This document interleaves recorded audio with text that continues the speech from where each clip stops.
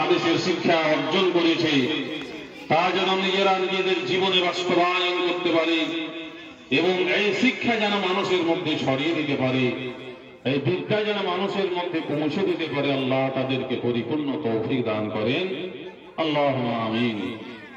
ভাইরা আমার, বন্ধুরা, মা খালা বোনেরা, এইরকম আরো হাজার হাজার আলেম তৈরি করতে হবে। এই মাদ্রাসা থেকে, এই প্রতিষ্ঠান থেকে আগামী দিনে ইনশাআল্লাহ হেফজ বিভাগও চালু হবে, এটা আশা করি, এবং খুব গুরুত্বপূর্ণ দরকারও আছে। তখন তাহলে এখান থেকে হাফেজ, কারি, আলেম সব তৈরি হবে।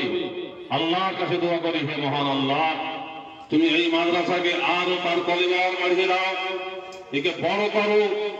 এখানে শুধু হাদিস নয়, কোরআনের হাফেজ যেন তৈরি হয়, কোরআনের কারি যেন তৈরি হয়।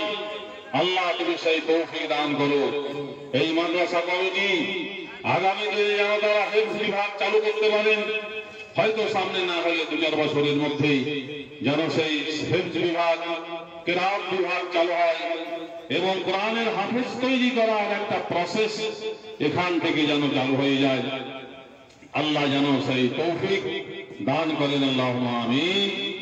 আর একটি কথা, আপনারা আগামী দিনে যেভাবে বিগত দিনে সাহায্য সহযোগিতা করেছেন মাদ্রাসাকে, আগামী দিনে আরো চেষ্টা করবেন বেশি বেশি করে দেওয়ার, বেশি অর্থ, বিশেষ করে যারা সরকার মডেল আছেন, তারা যে বাইতুল মাল তাদের কাছে জমা হয়, ফিতরা, কোরবানি, এই থেকে একটা মোটা অঙ্কের পয়সা এই মাদ্রাসার জন্য আপনারা দিবেন।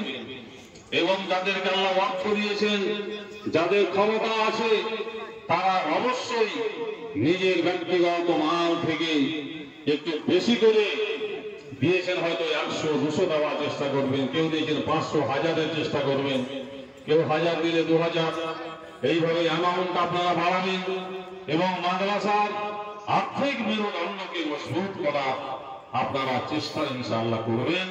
আল্লাহ যেন আমাদের সবাইকে সেই তৌফিক দান করেন, আল্লাহুম্মা আমিন। আমি আর সময় দিতে পারছি না, মানে আমার